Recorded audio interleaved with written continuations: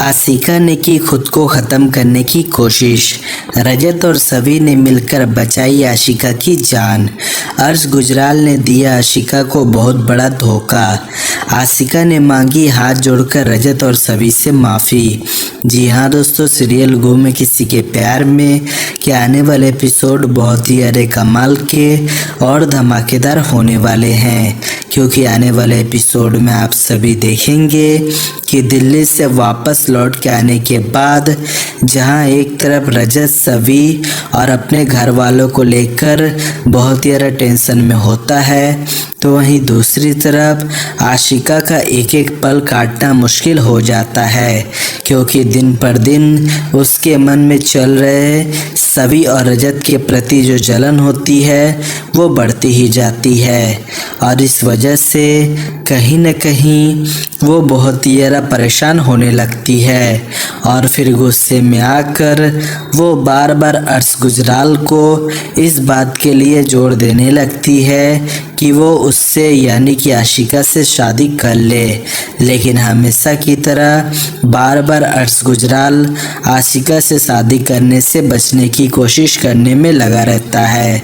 जिससे कि कहीं न कहीं आशिका को समझ में आने लगता है कि एक तरफ रजत अपनी ज़िंदगी में आगे बढ़ रहा है, तो वहीं दूसरी तरफ उसकी यानी कि आशिका की ज़िंदगी वहीं की वहीं रुकी हुई है, जिससे कि वो बहुत ही ज़्यादा परेशान होने लगती है और साथ ही साथ रजत और सभी को लेकर बहुत ही ज़्यादा जलन भी महसूस करने लगती है। और फिर जब उसके दिल में चल रहे इन सारे तूफानों का इलाज उसे नहीं मिलता, तब वो अर्श गुजराल से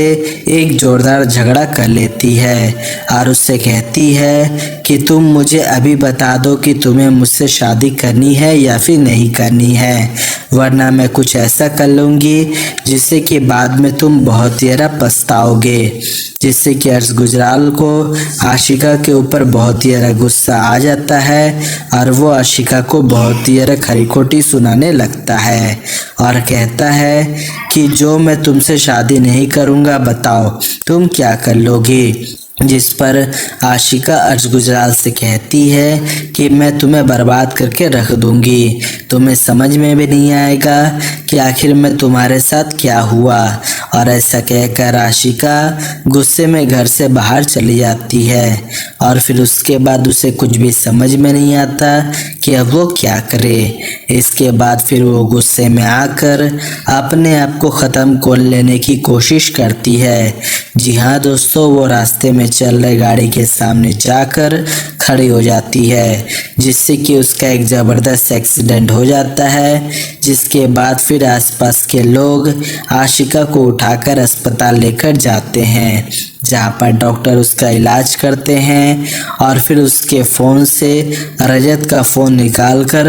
उसे फ़ोन करके पूरी बात बता देते हैं, जिससे कि रजत भी पूरे तरीके से चौंक जाता है। और फिर उसके बाद रजत सीधे आशिका से मिलने के लिए अस्पताल पहुंच जाता है, जहां पर उसकी हालत देखकर